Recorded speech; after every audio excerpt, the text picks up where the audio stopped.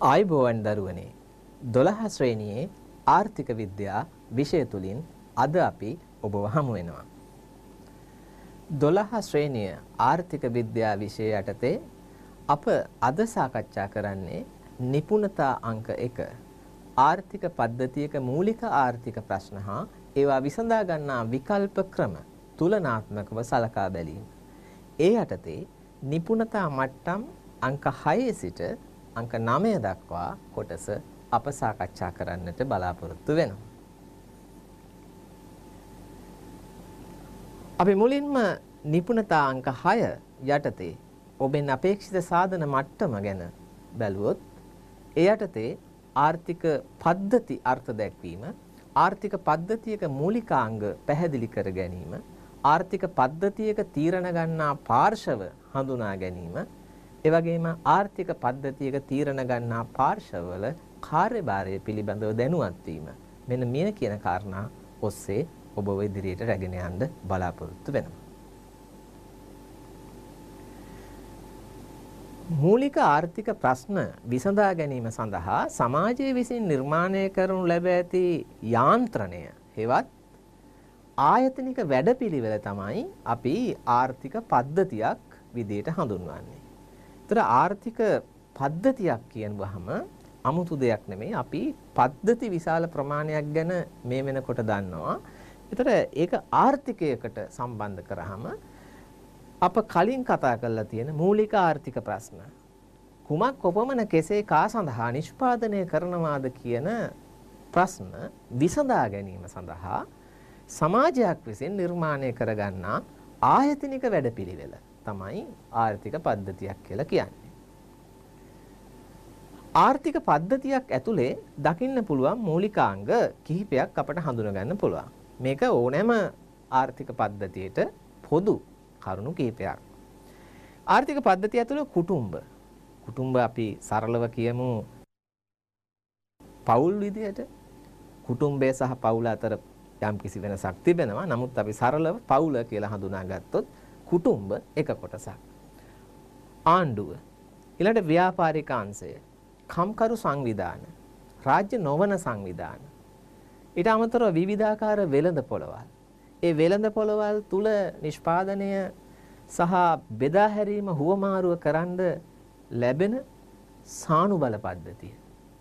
ඒ වගේම මේ ආර්ථිකයේ ක්‍රියාත්මක වන නෛතික ව්‍යුහයේ නීතිමය පද්ධතිය සහ සිරිත් විරිත් සම්ප්‍රදායන් හා සංස්කෘතිය මේ සියල්ල එකවන්නගත් කල අන්නේ පද්ධතියට අපි කියනවා ආර්ථික පද්ධතියක් කියලා.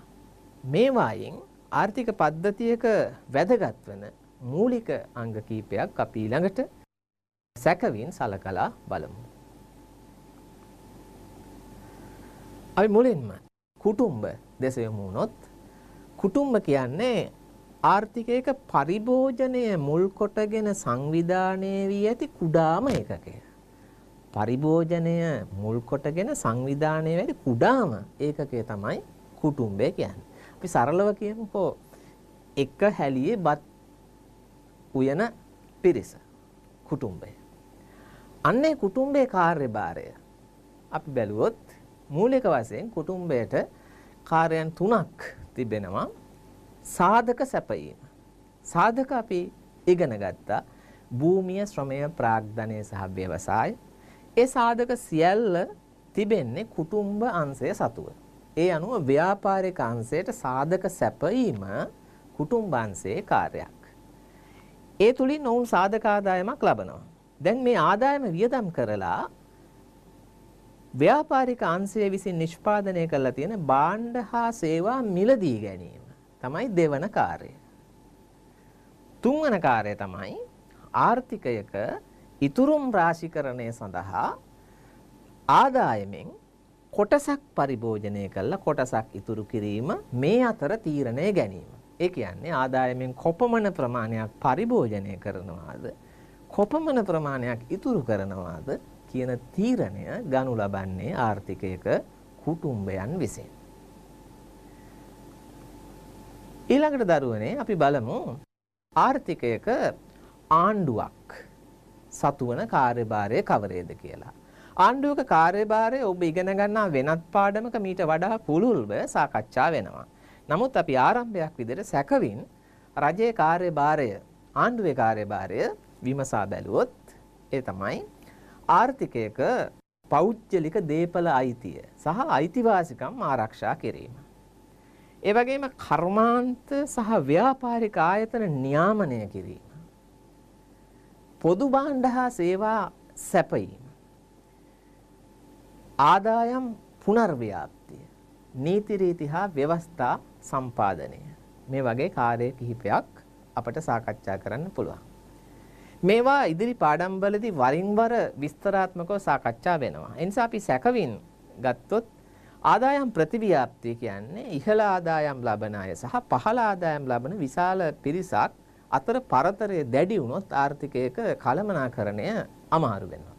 ඒ නිසා ඉහළ ආදායම් ලබන අය සහ පහළ ආදායම් ලබන අය අතර කිසියම් ආදායම් පුනර්ව්‍යාප්තියක් නැත්නම් උස්තැන් මිටි කරන්නටත් මිටිතැන් උස් කරන්නටත් ආණ්ඩුව දරන උත්සාහයක් තමයි ආදායම් පුනර්ව්‍යාප්තිය යන්නෙන් අදහස් වෙන්නේ.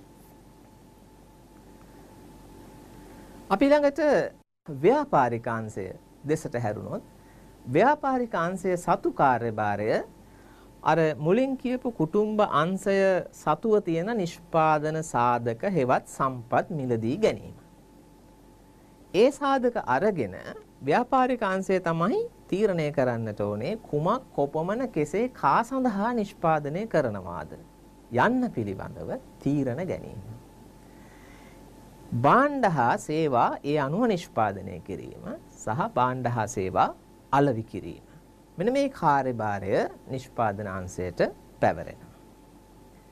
ඊට අමතරව අපි කිව්වා ආර්ථිකයක ඉන්නවා ශ්‍රමිකයන් විසින් ගොඩනගා ගන්න කම්කරු සංවිධාන වෘත්තීය සමිති වෙන්නට පුළුවන්. මේ අයගේ කාර්යභාරය තමයි අර සේවකයන්ගේ අයිතිවාසිකම් ආරක්ෂා කිරීම. ඒ වගේම සේවා නියුක්තිය නිෂ්පාදනයේ තාක්ෂණයේ වැටුප් මට්ටම් කෙරෙහි කිසියම් බලපෑම් කේවල් කිරීම ඔවුන්ගේ කාර්යභාරයක් වෙනවා. අපි සාකච්ඡා කළේ ඔය මූලික වශයෙන් ආර්ථික පද්ධතියකින් කොටස්කරුවන්ගේ කාර්යභාරය පමණයි.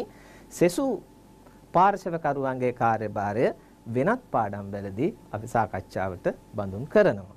හොඳයි අපි ඊළඟ නිපුණතා මට්ටමට ගමන් කරමු. විවිධ නිර්ණායක භාවිත කරමින් ආර්ථික පද්ධති වර්ග කරයි. දැන් අපි ආර්ථික පද්ධතියක් කියන එක හඳුනාගත්තා. ඒ පද්ධතියක් ඇතුලේ තියෙන කොටස් ඉගෙන ගත්තා. අපි බලමු එබඳු පද්ධති වර්ගීකරණයකට ලක් කරන්න පුළුවන්ද කියලා. මේ යටතේ ඔබෙන් අපේක්ෂා කරන ඉගෙනුම් ඵල වෙන්නේ ආර්ථික පද්ධති වර්ග කරනවා නිර්ණායක ඔබ හඳුනා ගන්නට ඕනේ. ඒ වගේම වෙළඳපොළ ආර්ථික පද්ධතිය, විධාන ආර්ථික පද්ධතිය, මිශ්‍ර ආර්ථික පද්ධතිය හඳුනා ගැනීම සහ එම ආර්ථික පද්ධති මගින් ආර්ථිකයක මූලික ආර්ථික ප්‍රශ්න විසඳා ගන්නා ආකාරය මෙම විෂය ඒකකය තුලදී අපි සාකච්ඡා කරන්න බලාපොරොත්තු වෙනවා. ආර්ථික පද්ධතියක් වර්ග කිරීම සඳහා භාවිතා කරන විවිධ නිර්ණායක මොනවද කියලා අපි මුලින්ම හඳුනගන්න. එබඳු නිර්ණායක තුනක් දක්වන්නට පුළුවන්. පළවෙනි එක සම්පත් හිමිකාරීත්වයේ ස්වરૂපය. ආර්ථිකයක සම්පත් අයිති කාටද? සම්පත්වල අයිතිය කවුරුන් සතුව පවතින්නේද? එක නිර්ණායකය. දෙවෙනි නිර්ණායකය තමයි තීරණ ගනු ලබන නැත්නම් ආර්ථිකයක මූලික කුමක් කොපමණ කෙසේ කා සඳහා නිෂ්පාදනය කරනවාද කියන තීරණ සම්බන්ධීකරණය කරන යාන්ත්‍රණය කුමක්ද? මේකට ලැබෙන පිළිතුර අනුව ආර්ථික පද්ධති වර්ගීකරණය කරනවා. තුන්වෙනි එක එම ආර්ථික පද්ධතියේ පවතින සානුබල පද්ධතිය කුමක්ද? සානුබල කියන්නේ පෙළඹවීම ලබා දීම සඳහා, ඒ කියන්නේ නිෂ්පාදකයන්ට සහ පාරිභෝගිකයන්ට පෙළඹවීම ඇති කරන්න පවතින ක්‍රමවේදය කුමක්ද? මෙන්න මේ කියන කාරණා සම්පත්වල හිමිකාරීත්වය, තීරණ සම්බන්ධීකරණ යාන්ත්‍රණය සහ සානුබල පද්ධතියේ ස්වභාවය කියන කරුණු පදනම් කරගෙන තමයි ආර්ථික පද්ධති වර්ගීකරණයකට ලක් කරන්නේ. මේ අතරින් පළවෙනි කරුණ සම්පත්වල හිමිකාරීත්වය කවුරුන් සතු වන්නේද කියන කාරණය පදනම් කරගෙන ආර්ථික පද්ධති කොටස් දෙකකට බෙදා ගන්නවා අපි ධනේශ්වර ආර්ථික පද්ධති සහ සමාජවාදී ආර්ථික පද්ධති. ප්‍රශ්නය බොහොම සරලයි. සම්පත්වල හිමිකාරීත්වය කවුරුන් සතු වන්නේද? පෞද්ගලික අංශය සතු වන්නේ නම් එය ධනේශ්වර ආර්ථික පද්ධතියක්. සම්පත්වල හිමිකාරීත්වය රජය සතු වන්නේ නම් එය සමාජවාදී ආර්ථික පද්ධතියක් ලෙස අපි හඳුන්වනවා. ඊළඟට අර කියපු දෙවෙනි කාරණය මේ තීරණ සම්බන්ධීකරණ යාන්ත්‍රණය කුමක්ද කියන එක. කුමක් කොපමණ කෙසේ කා සඳහා නිෂ්පාදනය කරනවාද කියන ප්‍රශ්නයට උත්තර සොයා ගන්නා යාන්ත්‍රණය කුමක්ද? ඒ යාන්ත්‍රණය පදනම් කරගෙන අපි බෙදා ගන්නවා වෙළඳපොළ ආර්ථික පද්ධති, විධානගත ආර්ථික පද්ධති සහ සාම්ප්‍රදායික ආර්ථික පද්ධති විදියට. මා කලින් කියේ මූලික ආර්ථික ප්‍රශ්නවලට පිළිසඳුම් හොයන යාන්ත්‍රණය මිල යාන්ත්‍රණය නම්. මිල යාන්ත්‍රණය නම්. එබඳු ආර්ථික පද්ධතියක් වෙළඳපොළ ආර්ථික පද්ධතියක් කියලා කියනවා අපි. ඒ වගේම මූලික ආර්ථික ප්‍රශ්න වලට විසඳුම් සොයා ගන්නා යාන්ත්‍රණය සැලසුම් ක්‍රමය නම්. මධ්‍යගත සැලසුම් මණ්ඩලයක් මගින් ඒ ප්‍රශ්න වලට උත්තර සොයනවා නම් අපි කියනවා විධානගත ආර්ථික පද්ධතියක්. ඒ වගේම මූලික ආර්ථික ප්‍රශ්න වලට උත්තර ලැබෙන්නේ ඒ ආර්ථිකයේ පවතින සම්ප්‍රදායන්, සිරිත් බිරිත් මේ වගේ දේවල් සාර ධර්ම හර පද්ධතිය පදනම් කරගෙන නම් විශේෂයෙන්ම සම්ප්‍රදායන් පදනම් කර අතීතයේ පැවති ආකාරය පදනම් කොටගෙන නම් අපි කියනවා ඒ බඳු ආර්ථිකයක් සාම්ප්‍රදායික ආර්ථික පද්ධතියක් කියලා. අපි අර වෙන් කරගත්ත වෙළඳපොළ ආර්ථික පද්ධතිය දැන් අපි වෙනම අරගෙන සාකච්ඡා කරමු. වෙළඳපොළ ආර්ථික පද්ධතියක මූලිකව දකින්න පුළුවන් ලක්ෂණ මොනවද කියලා. එන් කිහිපයක් තමයි ඔබ දැන් දකින්නේ. දේපල පිළිබඳ අයිතිය පෞද්ගලික අංශය සතුයි. නැත්නම් පෞද්ගලික දේපල හිමිකමක් තිබෙනවා. ඒ වගේම නිදහස් වෙළඳ ව්‍යවසාය සහ තේරීමේ නිදහස ව්‍යාපාරික ප්‍රජාවට තිබෙනවා. ආයතන වලට තිබෙනවා. තරගකාරී වෙළඳපොළ තත්වයක් නිර්මාණය කරලා තිබෙනවා. ඒ වගේම සානුබල පද්ධතිය ස්වාර්ථය පදනම් කරගෙන ස්ව අර්ථය කියන්නේ තමන් ගැන තමන්ගේ යහපත පදනම් කරගනිපු සානුබල පද්ධතියක්. ඒ කියන්නේ සාපේක්ෂ වශයෙන් වඩා වැඩි ලාභදායී නිෂ්පාදනය කරන්න සම්පත් මෙහෙය වෙන තත්වයක් තමයි වෙළඳපොළ ආර්ථිකයක දකින්න ලැබෙන්නේ. ආර්ථිකයට අවශ්‍යම කාරණේ නෙමෙයි. සමහර විට අපි ගත්තොත් සහල් සහ චොකලට්. සහල් සහ චොකලට් වලින් කවරක් ආර්ථිකයට වඩා වැදගත් වෙයිද කියලා ඔබෙන් ඇහුවොත් ඔබ බොහෝ දෙනෙකුගේ පිළිතුර සහල් වෙන්නට පුළුවන්. හැබැයි වෙළඳපොළ ආර්ථික ක්‍රමයක් ඒක දකින්න එහෙම නෙමෙයි. සාපේක්ෂ ලාභයේ වැඩියෙන් තියෙන චොකලට් නිෂ්පාදනයෙන් නම් උන්ට වඩා වැදගත් වෙන්නේ චොකලට් නිෂ්පාදනය කිරීම සඳහා සම්පත් යොමු කිරීම. ඒ තමයි ස්වාර්ථය පදනම් කරගත් සානුබල පද්ධතියක් ක්‍රියාත්මක වෙනවා කියන්නේ. මිල යාන්ත්‍රණයේ ක්‍රියාකාරීත්වයක් තියෙනවා. ඒ කියන්නේ මිල මගින් තීරණ ගන්නවා. අපි මිල මගින් තීරණ ගන්නා හැටි තව ටිකක් එහා තැනකදී සාකච්ඡා වෙනවා. පාරිභෝගිකයාට ස්වාධිපත්‍යයක් තියෙනවා කියලා ඊළඟ ලක්ෂණය විදිහට අපි කියනවා. පාරිභෝගිකයාට ස්වාධිපත්‍යයක් තියෙනවා කියන්නේ වෙළඳපොලේ පාරිභෝගික බලයක් තියෙනවා. කොහොමද වෙළඳපොලේ පාරිභෝගික බලයක් ලැබෙන්නේ? අපි දකින්නේ වෙළඳපොලක් බොහෝ විට හසුරුවන්නේ මේ සැපයුම් කරුවන් විසින්, මුදලාල්ලා විසින්, ව්‍යාපාරිකයන්. පාරිභෝගිකයාට කොහොමද ස්වාධිපත්‍යයක් ලැබෙන්නේ? ඒ තමයි වෙළඳපොලේ ස්වාධිපත්‍යයක් තියෙනවා කියන්නේ වෙළඳපොලේ අලෙවි වෙන්නට අවශ්‍ය භාණ්ඩ මොනවද කියලා ඇත්ත වශයෙන්ම තීරණය කරන්නේ පාරිභෝගිකයා. පාරිභෝගිකයා. මොකද පාරිභෝගිකයාගෙන් ඉල්ලුමක් ඇති වුණොත් තමයි භාණ්ඩ අලෙවි වෙන්නේ. අලෙවි වුණොත් තමයි නැවත නිෂ්පාදනය කරන්නේ.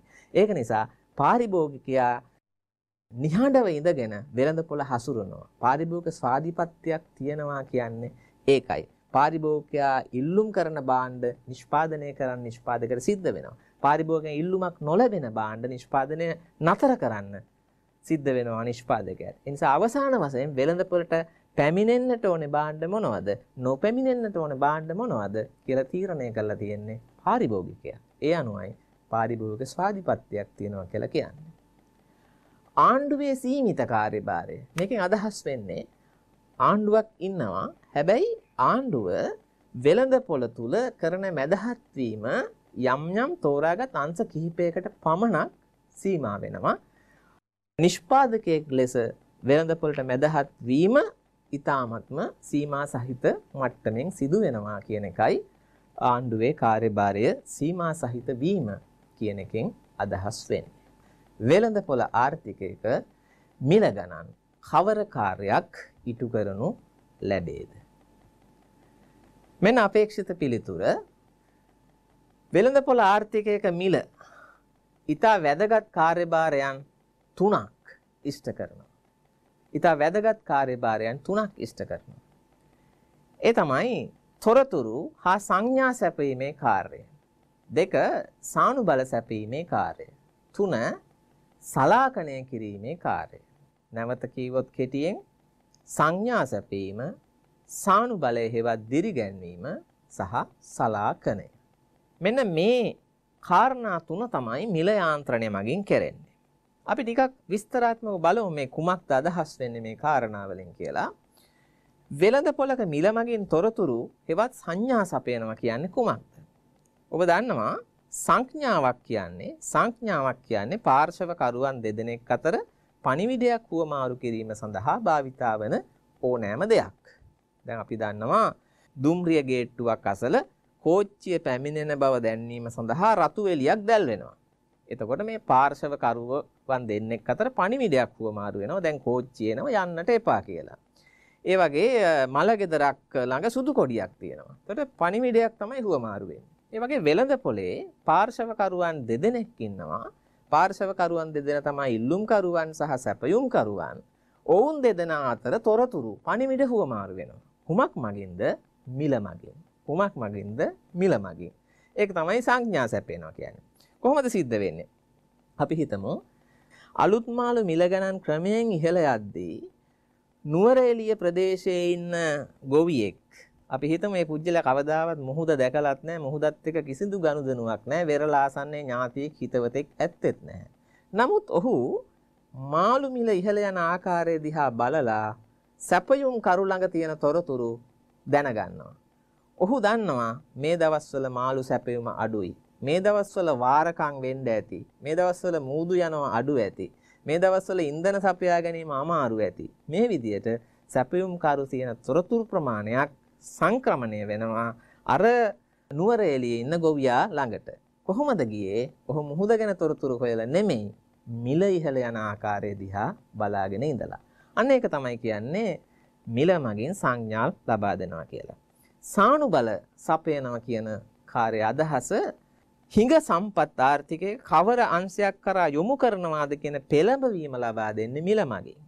උදාහරණයක් විදියට අපි දන්නවා දැන් මතුගම ප්‍රදේශයේ කලින් තිබුණු රබර් වතු වෙනුවට දැන් තියෙන්නේ තේ වතු, දැන් තියෙන්නේ කටුපොල් වතු, දැන් තියෙන්නේ ඩ්‍රැගන් ෆෘට්ස් වතු. එතකොට ඔබ ප්‍රශ්නයක් මේ පරිවර්තනය කරන්න කවුරුද අනුබල දුන්නේ? එහෙම නැත්නම් අපි මොනරාගල පැත්තට ගිහිල්ලා බැලුවොත් වෙනද කෙත් වතු දැන් කෙසෙල් වතු බවට පත් වෙලා. එහෙම නැත්නම් අපි කොළඹ නගරාසන්නව බැලුවොත් අපිට පේනවා ඉස්සර කැපේ දැන් ඉන්ටර්නෙට් කැපේ වෙලා.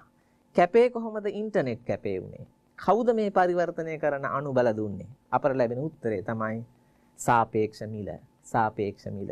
මිල මගින් තමයි මේ සාධක හිමියන්ට කීවේ ඔබට ඔය නිෂ්පාදන කටයුත්ත කරන්න නැතුව අහවල් නිෂ්පාදන කටයුත්ත කළා නම් වඩා වාසිදායක නේද කියලා ඔහු පෙළඹ ඌයේ මිලයි. ඒ අනුවයි කියන්නේ මිලෙන් සානුබල සැපීමේ කාර්යයක් කරනවා කියලා. තුන්වැන්න සලාකණය කිරීම කියලා කියන්නේ සලාකණය කිරීමේ කාර්යය කියලා කියන්නේ බෙදා හැරීමේ කාර්යය. බෙදා හැරීමේ කාර්යය කියන්නේ භාණ්ඩේ අවසාන වශයෙන් පාරිභෝජනය කළ යුත්තේ කවුරුන්ද යන්න තීරණය කිරීම. මිලට පුළුවන් ඒ කාර්ය කරන්න. අපි කිව්වොත් කිසියම් භාණ්ඩයක් නොමිලේ දෙනවා කියලා විශාල ගැනුම්කරුවන් ප්‍රමාණයක් ඒවි. භාණ්ඩය දෙන්න බැරි වෙයි. හැබැයි ක්‍රමයෙන් මිල ඉහළ දාගෙන යනකොට ගැනුම්කරුවන් ටිකින් ටික වෙළඳ පොලෙන් ස්වේච්ඡාවෙන්ම ඉවත් වෙලා යනවා. අවසාන වශයෙන් භාණ්ඩ ප්‍රමාණයට සරිලන ගැනුම්කරුවන් ප්‍රමාණයක් වෙළඳ පොලේ ඉතිරි වෙද්දී අනිත් අය වෙළඳ පොලෙන් ඉවත් වෙනවා. එතකොට මිලෙන් සලාහ කරනවා කියන්නේ මිලක් ගෙවන්න හැකියාවක් තියෙන සහ ඒ සඳහා සූදානමක් තියෙන අය පිරිස පමණක් වෙළඳ පොලේ ඉතිරි කරලා සෙසු අය වෙළඳ පොලෙන් ඉවත් වනසේ මිල ඉහළ පහළ යෑම. සලාකණය කිරීම කියන්නේ ඒකයි. දැන් අපි ඔය කතා කරමින් හිටියේ දරුවනේ වෙළඳ පොළ අර්ථ ක්‍රමයක් සම්බන්ධයෙන්. අපි ඊළඟට බලමු මධ්‍යගත සැලසුම් අධිකාරියක් මගින් මෙහෙවන විධාන අර්ථ ක්‍රමයක ලක්ෂණ. විධාන අර්ථ ක්‍රමයක ශ්‍රමය හැරුණාම අනිකුත් නිෂ්පාදන සම්පත්වල හිමිකාරීත්වය රජයේ සතුවයි තිබෙන්නේ. ඒ වගේම මූලික ආර්ථික ප්‍රශ්න විසඳා ගැනීම සඳහා සැලසුම් ක්‍රියාවලිය තමයි යොදාගන්නේ. මධ්‍යගත සැලසුම් මණ්ඩලයක් මගින් තමයි තීරණ ගන්න. ඊළඟට දරුවනේ අපි සලකලා බලමු මධ්‍යගත සැලසුම් අධිකාරියක් විසින් මෙහෙයවනු ලබන විධාන අර්ථ ක්‍රමයක ලක්ෂණ මොනවද කියලා. විධාන අර්ථ ක්‍රමයක සම්පත්වල හිමිකාරීත්වයේ තියෙන්නේ රජයේ සතුව. ශ්‍රමය හැරුණාම ශ්‍රමය පෞද්ගලික ශ්‍රමිකයන් සතුව තිබෙනවා. ශ්‍රමය හැර සෙසු සාධකවල අයිතිය හිමිකාරීත්වය රජයේ සතුවයි තිබෙන්නේ. මූලික ආර්ථික ප්‍රශ්න විසඳා ගන්න යාන්ත්‍රණය තමයි සැලසුම් ක්‍රියාවලිය. මධ්‍යගත සැලසුම් මණ්ඩලයක් මගින් තීරණය කරනවා එක අංශ විසින් කවර ප්‍රමාණයක් නිෂ්පාදනය කළ යුතුද. දැන් අපි ගත්තොත් විශ්වවිද්‍යාල ගත්තොත් විශ්වවිද්‍යාලයක් මගින් වෛද්‍යවරු කොපමණ ප්‍රමාණයක් බිහි කළ යුතුද. ආචාර්යවරු කොපමණ ප්‍රමාණයක් බිහි කළ යුතුද. කාර්මික ශිල්පීන් කොපමණ ප්‍රමාණයක් බිහි කළ යුතුද. ජනමාධ්‍යවේදීන් කොපමණ ප්‍රමාණයක් බිහි කළ යුතුද. ඒ වගේ අපි ගත්තොත් කෘෂිකර්මය සම්බන්ධයෙන් බඩ ඉරිඟු අස්වැන්න කොපමණ ප්‍රමාණයක් විය යුතුද. සහල් අස්වැන්න කොපමණ ප්‍රමාණයක් විය යුතුද. ඉදිරි වර්ෂය සඳහා සෝයා බෝංචි කොපමණ ප්‍රමාණයක් වගා කළ යුතුද. මේ වගේ සියල්ල සැලසුම් මගින් තීරණය කරනු ලබනවා. ඒ වගේම ප්‍රමුඛතාව වෙන්නේ ලාභය නෙමෙයි, ස්වාර්ථය නෙමෙයි, සමාජ සුබ සාධනය. සමාජ සුබ සාධනය තමයි ප්‍රමුඛතම සානු බලය බවට පත් වෙන්නේ. මේ විදියට ක්‍රියාත්මක වන ආර්ථිකයක් අපි කියනවා මධ්‍යගත සැලසුම් අධිකාරියක් මගින් මෙහෙවන විධාන අර්ථ ක්‍රමයක් කියලා.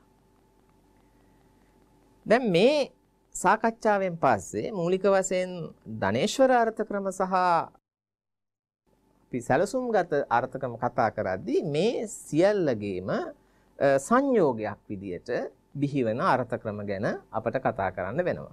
විශේෂයෙන්ම දරුවනේ එහෙම කතා කරන්න වෙන්නේ ලෝකේ පවතින අර්ථ ක්‍රම සැලකිල්ලට ගත්තොත් ඇත්ත වශයෙන්ම සුද්ධ වශයෙන් ධනේශ්වර අර්ථ ක්‍රමවත් එහෙම නැත්නම් සුද්ධ වශයෙන්ම විධාන අර්ථ ක්‍රමවත් අපිට දකින්නට පුළුවන් කමක් නැහැ.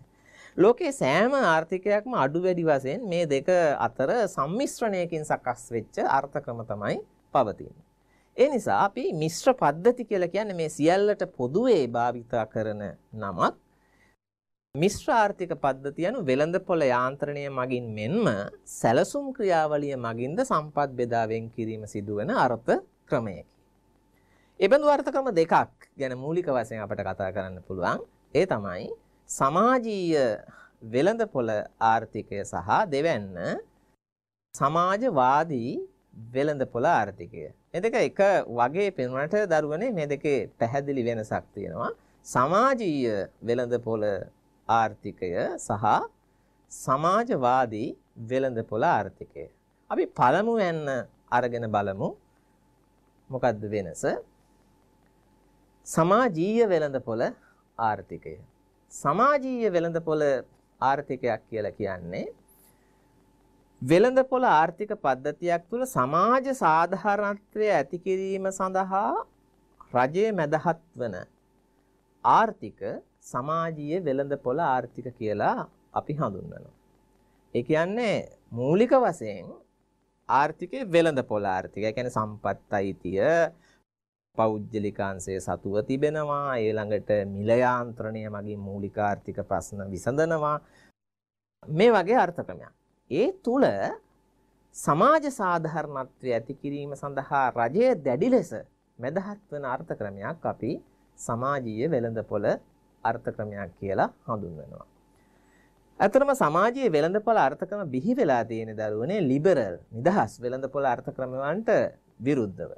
නිෂ්පාදන සම්පත් පෞද්ගලිකාංශයේ සතුව තිබුණට ඒ සම්පත් භාවිතය පිළිබඳ රජය මගින් දැඩි පාලනයක්, දැඩි සීමා කිරීමක්, දැඩි ලෙස අධීක්ෂණය කිරීමක්, නියාමනය කිරීමක් සිදු වෙනවා සමාජීය වෙළඳපොළ ආර්ථිකයක් තුල. ඒ වගේම ආර්ථික, දේශපාලනික, සිවිල් සමාජ, සංස්කෘතික, මානව හිමිකම් මේ වගේ දේවල් වලට රජයේ දැඩි ලෙස මේ අර්ථක්‍රමයට මැදහත් වෙනවා.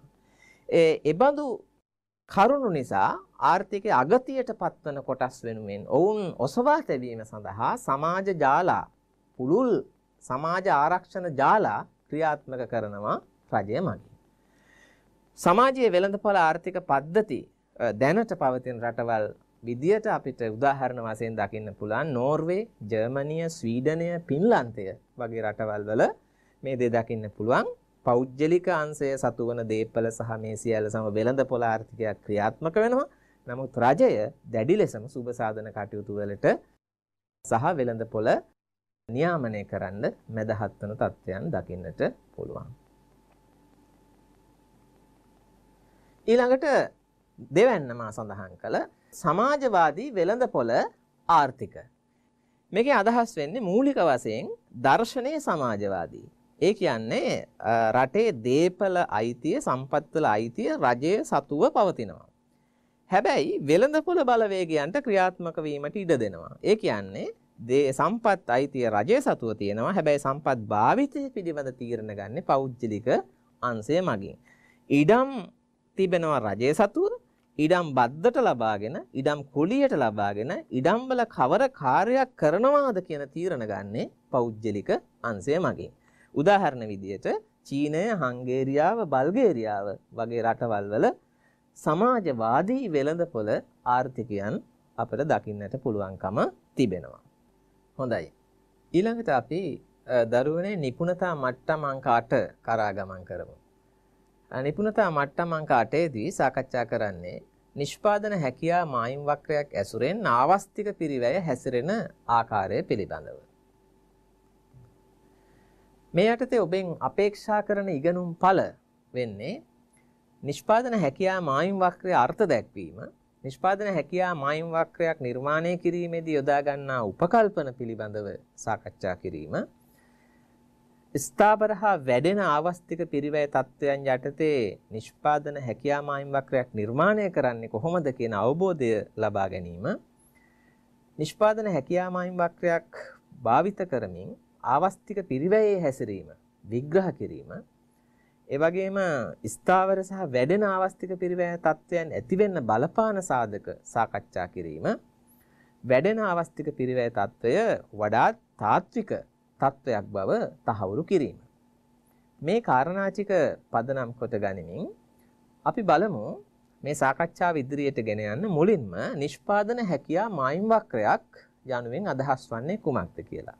ඉංග්‍රීසියෙන් අපි කියනවා production possibilities curve PPC කියන කෙටි යෙදුම භාවිතා කරන්නේ ඒකයි. නිෂ්පාදන හැකියා මායිම් වක්‍රයක් හඳුන්වන්න තව පර්යාය වශයෙන් අපි පාවිච්චි කරනව දරුවනේ නිෂ්පාදන ධාරිතා ඉම, නිෂ්පාදන ශක්්‍යතා පර්යන්තය, විභව නිෂ්පාදන හැකියා සීමාව, මෙබඳු යෙදුම් කිහිපයකුත් භාවිතා කරනවා සමාන වචන විදියට. නිෂ්පාදන හැකියා මායිම් වක්‍රයක් කියන්නේ අර්ථ දැක්වීම මේකයි.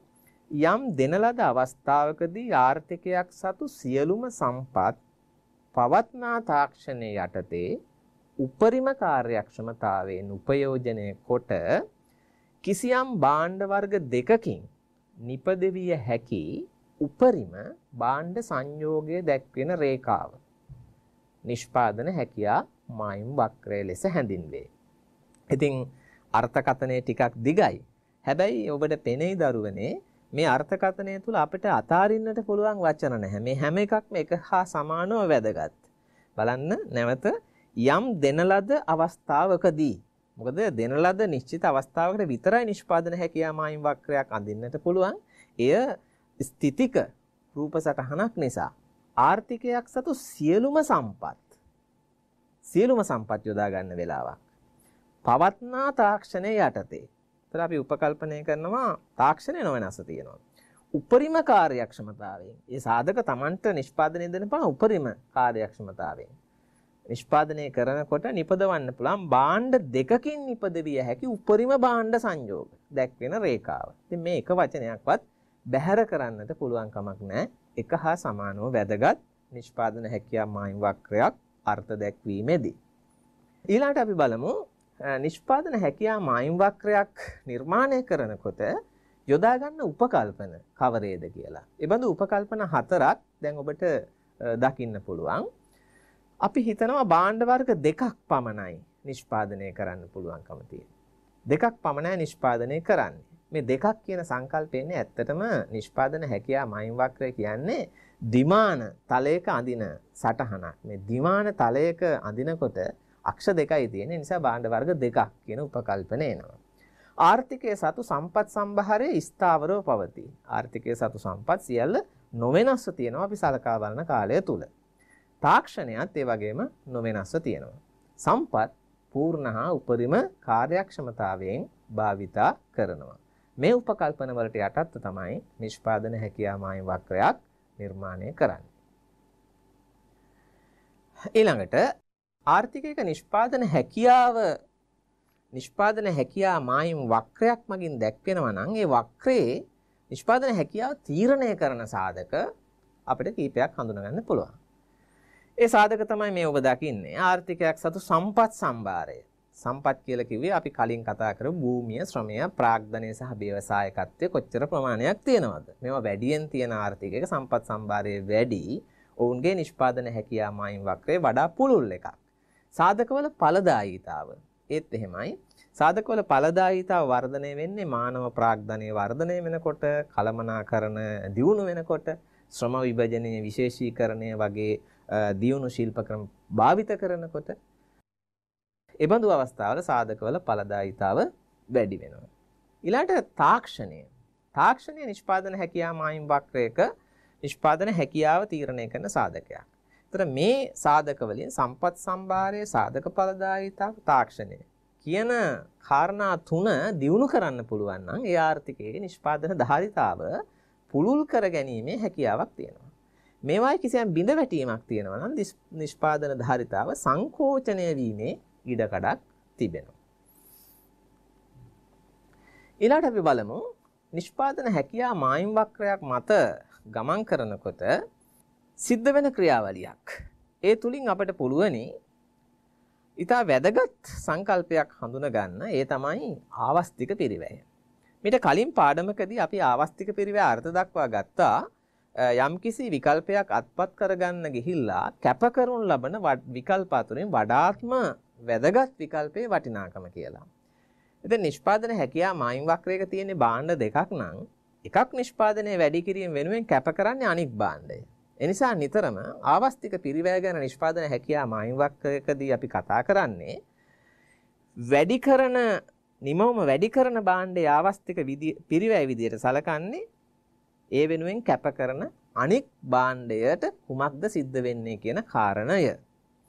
ඒ අනුව නිෂ්පාදන හැකියා මායිම් වක්‍රයක් මත ගමන් කරන විට එක් භාණ්ඩයක නිෂ්පාදනය නිශ්චිත ප්‍රමාණය බැගින් වැඩි කරනකොට අනෙක් භාණ්ඩයෙන් කැප කිරීමට සිදුවන ප්‍රමාණය අපි මැනලා බැලුවොත් අන්න ඒ අගය තමයි ආවස්තික පිරිවැය කියලා කියන්නේ. ආවස්තික පිරිවැය කියන්නේ. ආවස්තික පිරිවැය ආකාර දෙකකට හැසිරෙන අයුරු අපිට දකින්න පුළුවන් නිෂ්පාදන හැකියා මායිම් වක්‍රයක් මත ස්ථාවර ආවස්තික පිරිවැය සහ වැඩෙන ආවස්තික පිරිවැය විදියට. අපි මේකෙන් පළවෙන්න සැලකිල්ලට ගත්තොත් ස්ථාවර ආවස්තික පිරිවැයක් කියන්නේ කුමක්ද? ඒ තමයි නිෂ්පාදන හැකියා මායිම් වක්‍රයක් දිගේ ගමන් කරනකොට එක් භාණ්ඩ වර්ගයකින් නිශ්චිත ප්‍රමාණය බගින් වැඩි කරගෙන යද්දී අනෙක් භාණ්ඩයෙන් අනිවාර්යයෙන්ම කැපකිරීමක් කරන්න වෙනවා. ඒ කැප කරන ප්‍රමාණයත් ස්ථාවර අගයක් ගන්නවා නම් අන්න ඒ වෙලාව අපි කියනවා ස්ථාවර ආවස්තික පිරිවැයක් කියලා. ස්ථාවර ආවස්තික පිරිවැය තත්ත්වයක් කියලා. මේක ඔබට වඩා හොඳින් තේරුම් ගන්නට පුළුවන් මේ වගේ ප්‍රස්ථාර සටහනක් උපයෝගී කරගත්තම. අපි හිතමු මේ ආර්ථිකය භාණ්ඩ වර්ග දෙකයි නිෂ්පාදනය කරන්නේ y භාණ්ඩය සහ x භාණ්ඩය. එතකොට y භාණ්ඩ කිසිවක් නිෂ්පාදනය නොකළොත් ඒ අවස්ථාවේදී උපරිම වශයෙන් මේ ආර්ථිකයට x භාණ්ඩ 5ක් නිෂ්පාදනය කරන්න පුළුවන්. බලන්න x අක්ෂයේ වැඩිමගේ x භාණ්ඩ 5ක් නිෂ්පාදනය කරන්න පුළුවන්. යම් විදිහක x භාණ්ඩ නිෂ්පාදනය නොකළොත් උපරිම වශයෙන් y භාණ්ඩ එකක 20ක් නිෂ්පාදනය කරන්න පුළුවන්. එතකොට මේ අන්තගාමී අවස්ථා දෙක නැතුව ආර්ථිකයට මේ දෙක අතර ඕනෑම සංයෝගයක් තෝරගන්න පුළුවන් x භාණ්ඩ වලින් යම්කිසි ප්‍රමාණයක් සහ y භාණ්ඩ වලින් යම්කිසි ප්‍රමාණයක්. ඒ බඳු සංයෝගයන් පෙළක් තමයි A B C D E F කියන ලක්ෂ වලින් දැක්වෙන්නේ. උදාහරණයක් විදියට C ලක්ෂය ඔබ ගත්තොත් C ලක්ෂයෙන් කියවෙන්නේ ආර්ථිකයේ මුළු සම්පත් ප්‍රමාණයේ යොදවලා x භාණ්ඩ වලින් ඒකක 2ක් සහ y භාණ්ඩයෙන් ඒකක 12ක් නිෂ්පාදනය කරන අවස්ථාවක්. හොඳයි. දැන් අපි නැවතෙමු ආවස්තික පිරිවැය සංකල්පයට. ආවස්තික පිරිවැය ස්ථාවරයි කියන්නේ මේ ලක්ෂ අතර මාරු වෙනකොට අපි හිතමු C ලක්ෂයේ ඉන්න ආර්ථිකය D ලක්ෂයට ගමන් කරනවා. මොකද වෙන්නේ? x භාණ්ඩ නිමවුම් වැඩි වෙනවා. කොපමණ ප්‍රමාණයකින්ද 2 සිට 3 දක්වා එක ඒකකයකින්. ඒ අතර වාරේ y භාණ්ඩ නිමවුම් ඔබට පේනවා අඩු වෙනවා. කොපමණද? 12 සිට 8 දක්වා ඒකක 4කින්. එහෙමනම් x එකකින් වැඩි කරනකොට y අඩු වුණා 4කින්. x එකකින් වැඩි කරන විට y අඩු වුණා 4කින්. දැන් බලන්න D ලක්ෂයේ ඉඳලා E ලක්ෂය කරා ගමන් කළොත් නැවතත් සිද්ධ වෙන්නේ ඒ දෙයමයි. නැවත වරක් x භාණ්ඩය එක ඒකකයකින් වැඩි කරනකොට y භාණ්ඩය එකක 4කින් අඩු වෙනවා. කියන්නේ x එකක් වෙනුවෙන් y 4ක් කැප කරන්න වෙනවා. නැවත අපි හිතමු E ලක්ෂයේ ඉඳලා F ලක්ෂය කරා යනවා. එතකොට මොකද වෙන්නේ? x භාණ්ඩය තව එකකින් වැඩි කරනකොට y භාණ්ඩය ඒකක 4කින් කැප කරන්න වෙනවා. එතකොට දරුවනේ ඔබට පේනවද සෑම අවස්ථාවකම x භාණ්ඩ වෙනුවෙන් y භාණ්ඩ වලින් කැප කරන ප්‍රමාණය නියත අගයක් ගන්නවා. මේ උදාහරණෙදී නම් සෑම x භාණ්ඩ ඒකකයක් වෙනුවෙන් y භාණ්ඩ ඒකක 4ක් කැප කරනවා. මෙන්න මේ වගේ නිෂ්පාදන හැකියාව මායිම් වක්‍රයක් දිගේ ගමන් කිරීමේදී කැප කරනු ලබන ප්‍රමාණය නියත අගයක් ගන්න අවස්ථාව තමයි ස්ථාවර ආවස්තික පිරිවැය අවස්ථාව කියන්නේ. ස්ථාවර ආවස්තික පිරිවැය අවස්ථාව කියන්නේ. ආවස්තික පිරිවැය ගණනය කරන සූත්‍රය තමයි ඔබ තිරයේ දකින්නේ. කැප කරන ලද භාණ්ඩ ප්‍රමාණය බෙදනවා වැඩි කරන ලද භාණ්ඩ ප්‍රමාණයෙන්. උදාහරණයක් විදිහට අපි C ලක්ෂයේ සිට D ලක්ෂය කරා ගමන් කරද්දී කැප කරන ලද භාණ්ඩ ප්‍රමාණය තමයි y භාණ්ඩයෙන් 12 සිට 8 දක්වා. ඒ කියන්නේ එකක 4යි. y භාණ්ඩ එකක 4යි. ඉරෙන් උඩ. ඉරෙන් යට වැඩි කරන ලද භාණ්ඩ එකක ප්‍රමාණය x භාණ්ඩ 1යි. ඒ අනුව අපට සූත්‍ර ලැබෙන්නේ ආවස්තික පිරිවැය සමානයි 4 බෙදීම 1යි. 4 බෙදීම 1 කියන්නේ උත්තරේ 4යි. ඊළඟට අපිට වැඩෙන ආවස්තික පිරිවැය කියන සංකල්පය සාකච්ඡා කරන්න පුළුවන්. වැඩෙන ආවස්තික පිරිවැය කියන්නේ අර කලින් ගණනය කරපු විදියට ආවස්තික පිරිවැය ගණනය කළාම ඒ ලැබෙන අගය දිගින් දිගටම ඉහළ යන තත්ත්වයක්. දිගින් දිගටම ඉහළ යන තත්ත්වයක්. නිෂ්පාදන හැකියා මායිම් වක්‍රයක් මත කිසියම් භාණ්ඩ නිශ්චිත ඒකක ප්‍රමාණයක් බගින් වැඩි කරගෙන යන විට අනෙක් භාණ්ඩයෙන් කැප කරන ප්‍රමාණය ක්‍රමයෙන් වැඩි වෙන තත්ත්වයක්. වැඩෙන ආවස්තික පිරිවැයක් කියලා හඳුන්වනවා. වැඩෙන ආවස්තික පිරිවැයක් තත්ත්වයක් දැක්වෙන වක්‍රයක් අර වගේ සරල රේඛාවක් වෙන්නේ නැහැ දරුවනේ. එය මූලයට අවතල හැඩයක් ගන්නා වක්‍රයක් විදියටයි දකින්න ලැබෙන්නේ. මෙන්න මේ ආකාරයේ හැඩයක්. අපි බලමු මේ සටහනේ දැන් යම් කිසි ආකාරයකින් නැවතත් අපි කලින් උපකල්පන යටතේම x සහ y භාණ්ඩය පමණක් නිෂ්පාදනය කරනවා කියලා හිතුවොත් අපි බලමු b ලක්ෂයේ ඉඳලා c ලක්ෂය කරා ගමන් කිරීමේදී මොකද්ද වෙන්නේ? b ලක්ෂයේ ඉඳලා c ලක්ෂය කරා ගමන් කරනකොට x භාණ්ඩ ප්‍රමාණය වැඩි වෙනවා 20 සිට 40 දක්වා එකක 20ක්. ඒ වැඩිවීම වෙනුවෙන් අනිත් පැත්තෙන් ඔබට පේනවා y භාණ්ඩය කැප කරන්න වෙනවා 180 ඉඳලා 150 දක්වා. ඒ කියන්නේ ඒකක 30ක් අහිමි වෙනවා. ඒකක 30ක් අහිමි වෙනවා. ඊළඟට බලන්න c ලක්ෂය ඉඳලා d ලක්ෂයට නැවත ගමන් කළොත් x භාණ්ඩ ප්‍රමාණය වැඩි වෙනවා 20කින්. ඒ වැඩි කිරීම වෙනුවෙන් y භාණ්ඩ කැප කරන්න වෙනවා 150 ඉඳලා 110 දක්වා ඒකක 40ක්. නැවත d ලක්ෂයේ ඉඳලා e වලට ගමන් කරොත් මොකද වෙන්නේ? x භාණ්ඩ නිෂ්පාදනය වැඩි වෙනවා 60 ඉඳලා 80 වෙනකන්. ඒ වැඩි වෙද්දී ඔබට පේනවා y භාණ්ඩ නිෂ්පාදනය අඩු වෙනවා 110 ඉඳලා 60 වෙනකන්. ඒ කියන්නේ 50කින්. ඉතින් බලන්න සෑම වෙලාවෙම x භාණ්ඩ ප්‍රමාණය වැඩි උනේ ඒකක 20 බැගින්. එහෙම වැඩි වෙද්දී y භාණ්ඩය මොකද උනේ? පළමු ඒකක 20 වෙනුවෙන් y භාණ්ඩ 30ක් අහිමි කරගත්තා. කැප කළා. දෙවැනි x භාණ්ඩ 20 වෙනුවෙන් y භාණ්ඩ වලින් 40ක් කැප කරගත්තා. තුන්වෙනි x භාණ්ඩ 20 වෙනුවෙන් y භාණ්ඩෙන් ඒකක 50ක් අහිමි කරගත්තා. ඒ අනුව ඔබට පේනවද දිගින් දිගටම y වලින් කැපවන ප්‍රමාණය වැඩි වෙමින් තියෙනවා. ඉහළ යමින් තියෙනවා. ඒතර මෙන්න මේ ඉහළ යාම සිද්ධ වෙනවා නම් ආවස්තික පිරිවැයේ ඒ අවස්ථාවේදී අපි කියනවා වැඩෙන ආවස්තික පිරිවැය තත්වයක් කියලා. ඊළඟට අපි මේ ස්ථාවර ආවස්තික පිරිවැය සහ වැඩෙන ආවස්තික පිරිවැය හටගන්න හේතු පැහැදිලි කරගන්න උත්සාහ කරමු. ස්ථාවර ආවස්තික පිරිවැයක් හටගන්නේ සම්පත් සමජාතීය වීම නිසා. ඒ කියන්නේ එක් භාණ්ඩයක් නිෂ්පාදනය කරන්න යොදා ගන්න සම්පත් ඒ ආකාරයෙන්ම අනිත් භාණ්ඩය නිෂ්පාදනය කිරීම සඳහා යොදාගත හැකි නම් ඒ අවස්ථාවේදී ස්ථාවර ආවස්තික පිරිවැයක් තියෙන්නේ. උදාහරණයක් විදිහට අපි හිතමු භාණ්ඩ දෙක කැරට් සහ බීට්රූට්. ඒතර කැරට් නිෂ්පාදනය කරන්න යොදා ගන්න සම්පත් ඒ ආකාරයෙන්ම පුළුවන් නම් බීට්රූට් නිෂ්පාදනය කරන්න ඒ වෙලාවේ ස්ථාවර ආවස්තික පිරිවැය තත්ත්වයක් තමයි හටගන්නේ. හැබැයි වැඩෙන ආවස්තික පිරිවැය තත්ත්වයක් හටගන්නේ මේකේ පරස්පර අවස්ථාවට. ඒ කියන්නේ සම්පත් සමජාතීය නොවීම. සම්පත් සමජාතීය වෙන්නේ නැහැ වගේම එක් නිෂ්පාදනයක් සඳහා ගැළපෙන සම්පත් අනෙක් නිෂ්පාදනය සඳහා නොගැළපීම. උදාහරණයක් විදිහට අපි හිතමු එක භාණ්ඩයක් තමයි වී නිෂ්පාදනය, අනෙක් භාණ්ඩය තමයි ඇඟලුම් නිෂ්පාදනය. එතකොට හිතන්න ඇඟලුම් නිෂ්පාදනය අඩු කරලා වී නිෂ්පාදනය වැඩි කරන්න ගියොත් ඇඟලුම් කම්හලෙන් මුදාහරින සියලු සාධක ඒ ආකාරයෙන්ම අපිට යොදාගත හැකිද වී නිෂ්පාදනය වැඩි කිරීම සඳහා? ගැලපෙන්නේ නැහැ. කියන සාධක ගැලපෙන්නේ. අනිත් පැත්ත හිතන්න.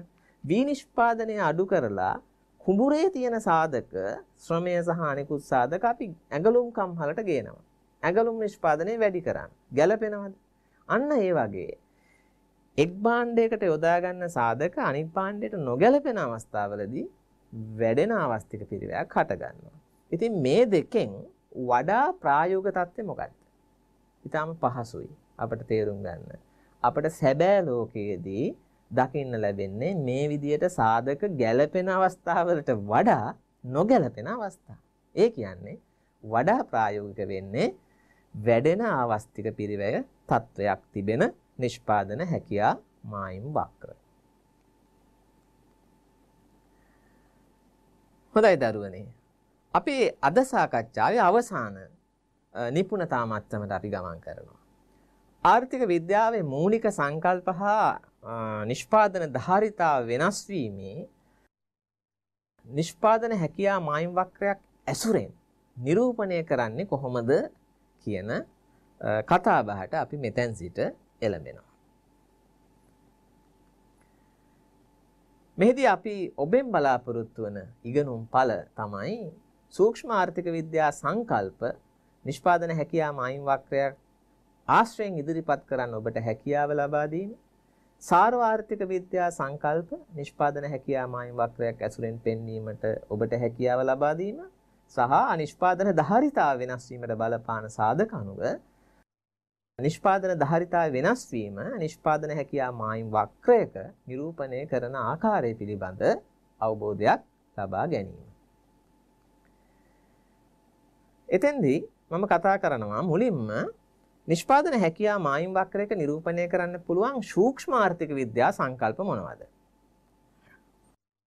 තිරයේ දිස්සනවා කිහිපයක්. හිඟකම, තේරීම, ආවස්තික පිරිවැය, නිෂ්පාදන කාර්යක්ෂමතාව, සම්පත් බෙදා වෙන් කිරීමේ කාර්යක්ෂමතාව ආදී වශයෙන් අපි කිහිපයක් සලකලා බලමු.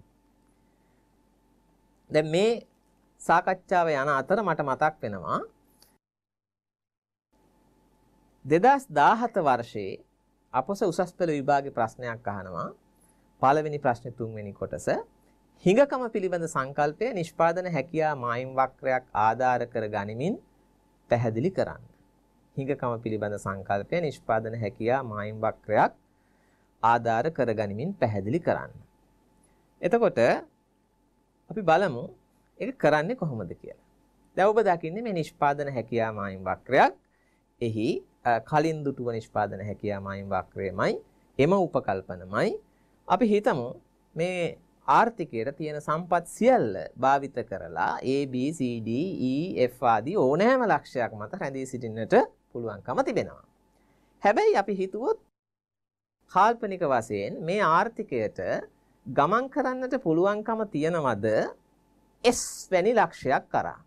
S ලක්ෂය වගේ ලක්ෂයක් කරා. S ලක්ෂය කරා යනවා කියන්නේ X භාණ්ඩ ප්‍රමාණය ඒකක 60ක් නිෂ්පාදනය කරමින් Y භාණ්ඩ වලින් 150ක් නිෂ්පාදනය කිරීම. ඒක කරන්න බෑ. ඇයි කරන්න බැරි? X 60ක් නිෂ්පාදනය කරොත් උපරිම වශයෙන් Y නිපදවන්න පුළුවන් 110ක් විතරයි තියෙන සම්පත් ඒ වෙනකොට සියල්ල යොදවලා අවසන්. යම් විදියකින් Y 150ක් නිෂ්පාදනය කරොත් X ඒ වෙද්දි නිපදවන්න පුළුවන් ඒකක 40ක් පමණයි. මොකද සම්පත් අවසానයි. එහෙමනම් S ලක්ෂයට කවදාවත් යන්න පුළුවන් කමක් ලැබෙන්නේ නැහැ. ඇයි යන්න බැරි? සම්පත් සීමිත නිසා. සම්පත් වල හිඟයක් පවතින නිසා. ඒ අනුව අපි කියනවා S ලක්ෂය හිඟකම නිරූපණය කරන ලක්ෂයක්. හිඟකම නිරූපණය කරන්නේ S ලක්ෂය පමණක් නෙමෙයි දරුවනේ. S වගේ තවත් ඕනෑ තරම් ලක්ෂ අපිට ලකුණු කරන්න පුළුවන් නිෂ්පාදන හැකියා මායිම් වක්‍රයට දකුණු පසින්. ඒතර නිෂ්පාදන හැකියා මායිම් වක්‍රයකට දකුණු පසින් ඕනෑම ස්ථානයක ඔබ ලකුණු කරන ලක්ෂයකින් නිරූපණය වෙන්නේ මොකද්ද? හිඟකම. නිෂ්පාදන හැකියා මායිම් වක්‍රයට දකුණු පසින් පිහිට ලක්ෂයකින් නිරූපණය වෙන්නේ හිඟකම. ඊළඟ තවත් ප්‍රශ්නයක් මම ඔබේ අවධානය 2019 පළවෙනි ප්‍රශ්නේ 4 වෙනි කොටසදී අහනවා. නිෂ්පාදන හැකියා මායිම් වක්‍රයක් මත ඇති සියලුම භාණ්ඩ සංයෝග නිෂ්පාදන කාර්යක්ෂමතාව පෙන්눔 කළද සම්පත් බෙදා වෙන් කිරීමේ කාර්යක්ෂමතාව පෙන්눔 කරන්නේ ඉන් එක් සංයෝගයක් විසින් පමණක් වන්නේ ඇයි කියලා පැහැදිලි කරන්න. හොඳයි. අපි බලමු ඔය කියපු කාර්යක්ෂමතාව කියන එකෙන් මොකක්ද අදහස් වෙන්නේ? කාර්යක්ෂමතාව නිෂ්පාදන කාර්යක්ෂමතාව ඉෂ්ට වෙන්නේ කොන්දේසි දෙකක් සම්පූර්ණ වුණොත්. මොනවාද කොන්දේසි දෙක? පූර්ණ සේවා නියුක්තියක් තියෙන්නට ඕනේ. ඒ වගේම පූර්ණ නිෂ්පාදනයක් තියෙන්නට ඕනේ. ඒ කියන්නේ සියලුම සම්පත් නිෂ්පාදන කාර්යයට යොදාගෙන තියෙන්න ඕනේ. ඒ සම්පත් උපරිම කාර්යක්ෂමතාවෙන් නිෂ්පාදනයේ නිරත වෙලා ඉන්නට ඕනේ. අන්න එහෙම වුණොත් ඒ සියලු ලක්ෂ නිෂ්පාදන හැකියා මායිම් වක්‍රයක් මත තමයි සටහන් වෙන්නේ. ඒ අනුව නිෂ්පාදන හැකියා මායිම් වක්‍රයක් මත තියෙන ඕනෑම ලක්ෂයකින් නිෂ්පාදන කාර්යක්ෂමතාව පෙන්විය හැකියි. නැවත අවධානයට ගන්න නිෂ්පාදන හැකියා මායිම් වක්‍රයක් මත පිහිටි ඕනෑම ලක්ෂයකින් නිෂ්පාදන කාර්යක්ෂමතාව පෙන්විය හැකියි. හැබැයි සම්පත් බෙදා වෙන් කිරීමේ කාර්යක්ෂමතාව පෙන්වන්න පුළුවන් ඒ ලක්ෂ අතුරෙන් එක් ලක්ෂයකදී පමණයි. ඊට හේතුව තමයි සම්පත් බෙදා හැරීමේ කාර්යක්ෂමතාව ඉෂ්ට වෙන්න අවශ්‍ය කොන්දේසිය ආර්ථිකයක ආන්තික ප්‍රතිලාභ සහ ආන්තික පිරිවැය එකිනෙකට සමාන වීම. නැත්නම් MC සමානයි MB marginal cost equals marginal benefit. මේ කොන්දේසිය තෘප්ත වීම. මේ කොන්දේසිය ඉෂ්ට කරන්න පුළුවන්කම ලැබෙන්නේ නිෂ්පාදන හැකියා මායිම් වක්‍රය මත පිහිටි අර සියලු ලක්ෂයන් අතරින් එකකට පමණයි. ඒ නිසා මෙන්න මේ රූප සටහනේ ඔබට ඒ தත්ත්වය දකින්න පුළුවන්.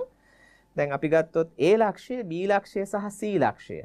මේ සෑම ලක්ෂයකදීම නිෂ්පාදන කාර්යක්ෂමතාව ඉෂ්ට වෙනවා. හැබැයි A ලක්ෂයේදී පමණයි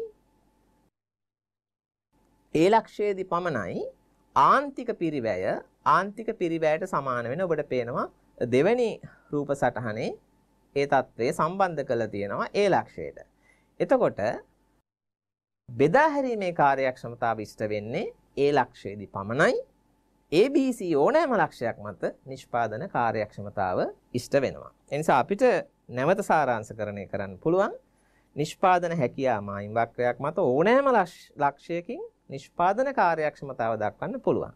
හැබැයි බෙදා හැරීමේ කාර්යක්ෂමතාව තියෙන්නේ A ලක්ෂ අතුරින් එකක පමණයි. බෙදා හැරීමේ කාර්යක්ෂමතාවත් නිෂ්පාදන කාර්යක්ෂමතාවත් දෙකම එකතු වුණාම කියනවා ආර්ථික කාර්යක්ෂමතාව. එහෙනම් නිෂ්පාදන හැකියා මායිම් වක්‍රයක් මත ආර්ථික කාර්යක්ෂමතාව දක්වන්න පුළුවන් වෙන්නේ එක ලක්ෂයකින් පමණයි. එක ලක්ෂයකින් පමණයි. දැන් ඔය අපි කතා කළේ නිෂ්පාදන හැකියා මායිම් වක්‍රයකින් නිරූපණය කරන්න පුළුවන් සූක්ෂම ආර්ථික විද්‍යා සංකල්ප කීපයක්. අපි බලමු ඊළඟට නිෂ්පාදන හැකියා මායිම් වක්‍රයක් ආශ්‍රයෙන් නිර්මාණය කරන්න පුළුවන්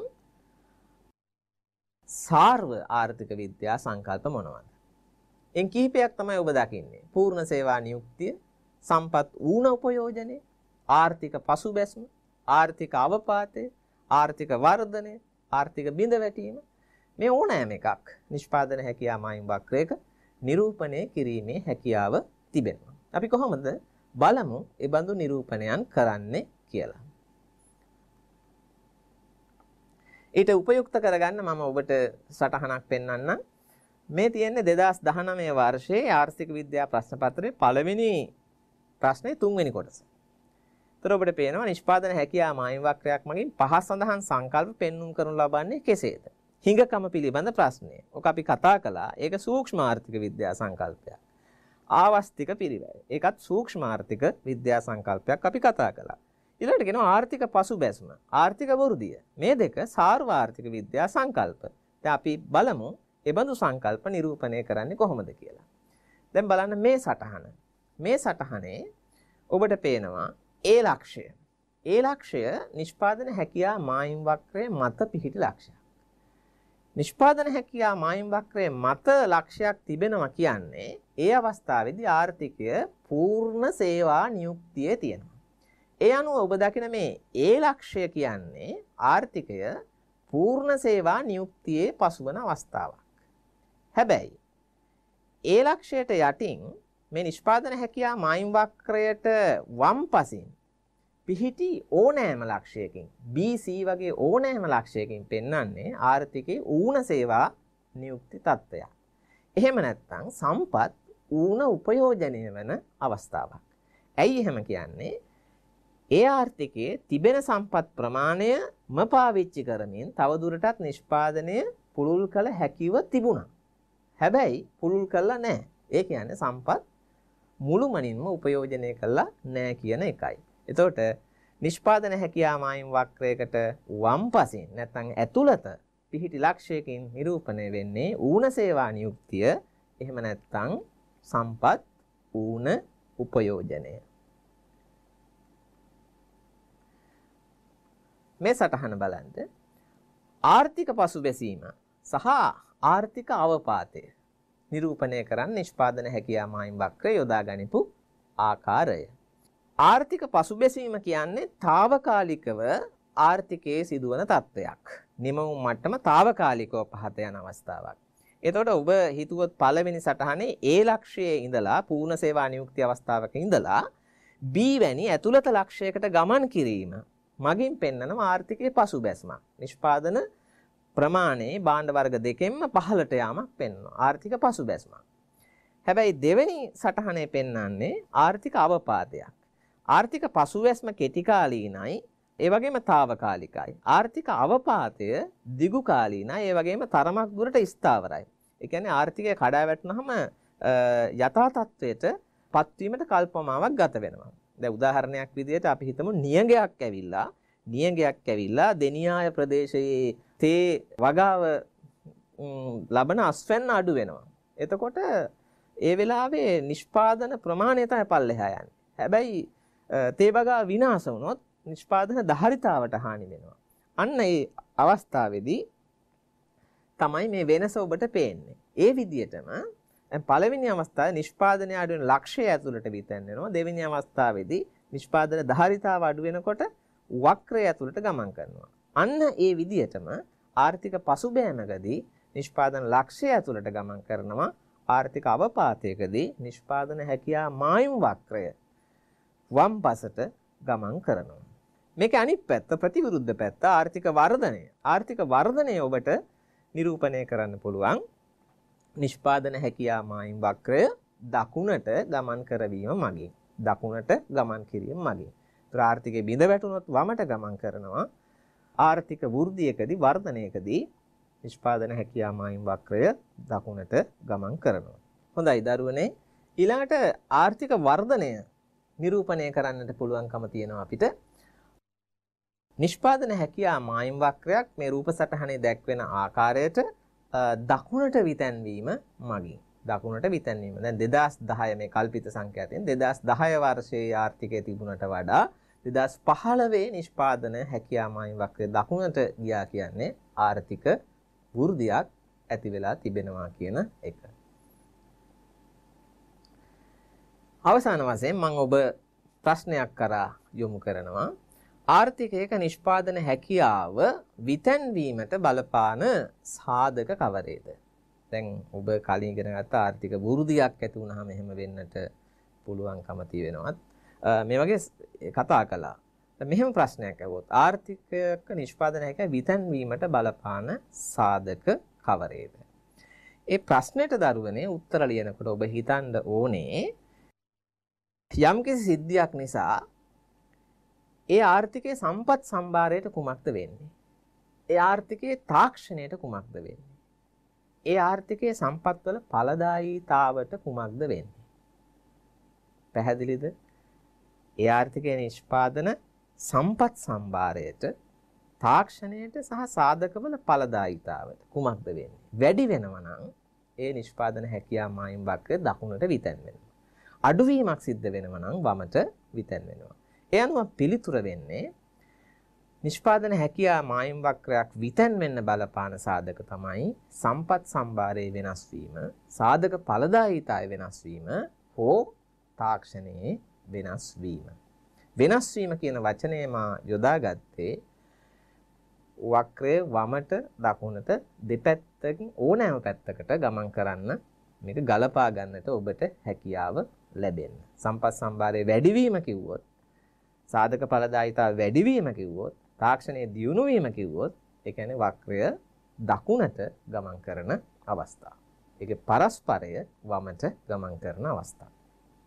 හොඳයි දරුවනේ, 12 ශ්‍රේණිය ආර්ථික විද්‍යා පාඩම් මාලාවේ පළමුවැනි නිපුණතාව පිළිබඳ සාකච්ඡාව අපි මෙතකින් අවසන් කරනවා. යලිත් මෙබඳු ආර්ථික විද්‍යා වැඩසටහනකින් මුණ ගැසෙන තුරු ඔබට ආයුබෝවන්.